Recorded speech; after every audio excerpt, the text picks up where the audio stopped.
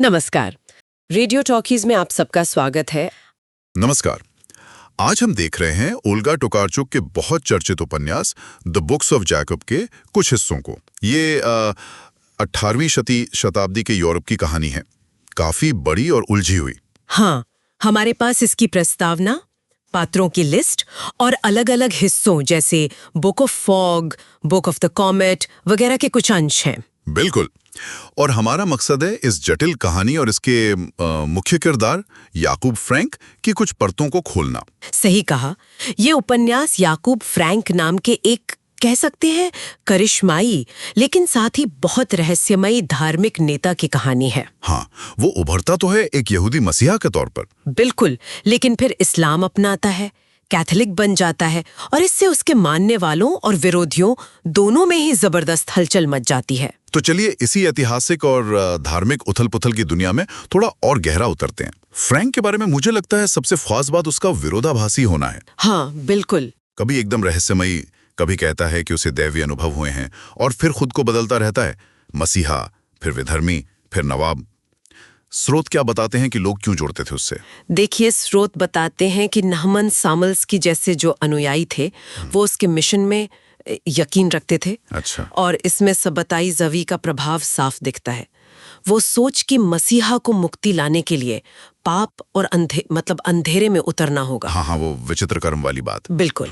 मासेजार नहमन खुद भी फ्रैंक के अजीब बर्ताव और उसकी जो गुप्त शिक्षाएं थीं, जैसे कोई निशान न छोड़ें, जिसका मतलब शायद था कि अपनी असलियत छुपा के रखो। हाँ, शायद यही।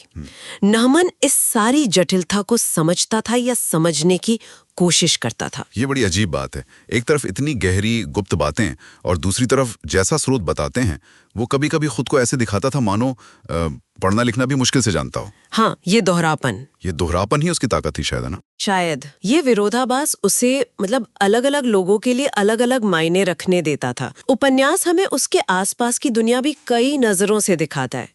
जैसे रोहाटिन के शोर परिवार जैसे कट्टर अनुयायी हैं। वहाँ हया नाम की एक महिला है जिसे इम्बर से प्रभावित माना जाता है। इम्बर यानी किसी गुजरे हुए नेक इंसान की आत्मा का असर जो उसे भविष्य देखने की ताकत देता है, ऐसा मानते थे। और एक येंटे नाम की बूढ़ी औरत भी है जो मानो समय के पार देख सकती है, लोगों के विचार पढ़ सकती है। ये तो हुई अंदर की दुनिया, लेकिन बाहर के लोग, जैसे वो पादरी का जिक्र था, फादर बेनेडिक्ट श्मोस्कस्की। हाँ, श्मोस्कस्की। वो ज्ञान इकट्ठा करने के जुनून में थे। उनकी किताब थी न्यू एथेंस। वो यहूदी किताबों, विचारों को समझने की कोशिश करते हैं। उनके दरवाजे पे कुछ लिखा भी था, है ना? हाँ, here today and gone tomorrow, your use to milk is your sorrow. और उसमें एन की जगह उल्टा ई लिखा था। दिलचस्प।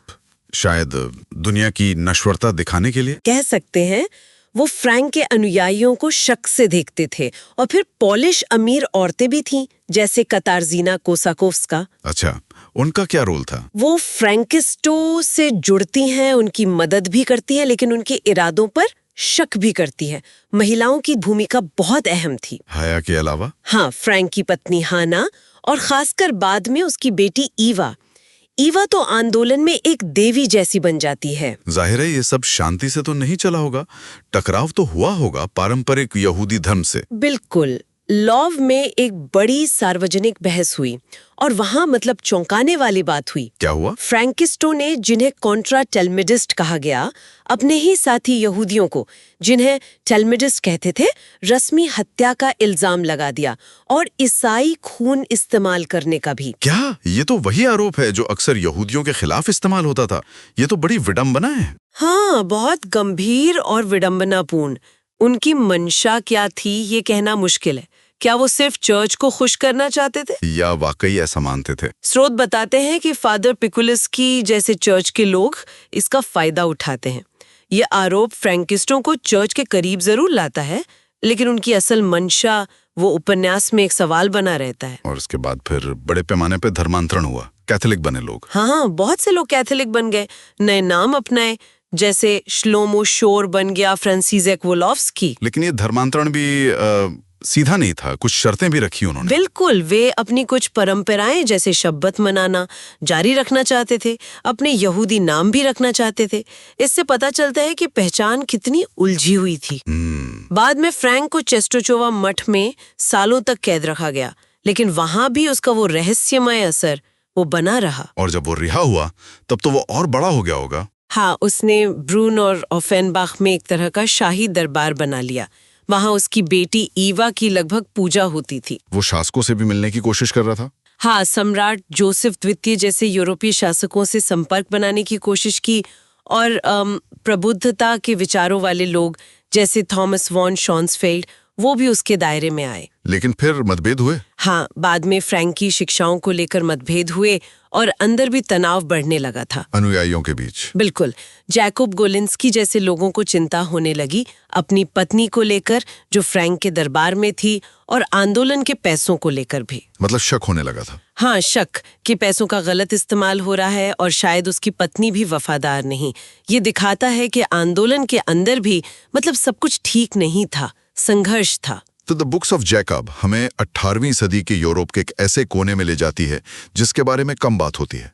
बड़ा पेचीदा दौर था वो। हाँ, ये आस्था, पहचान, महत्वाकांक्षा और मुक्ति की तलाश की एक बहुत गहरी बहुस्तरीय कहानी है। और याकूब फ्रैंक वो तो आज भी एक पहेली ही लगता है। बिल्कुल।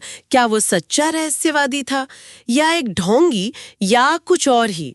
ये उपन्यास दिखाता है कि कैसे ऐतिहासिक लोग मिथक बन जाते हैं।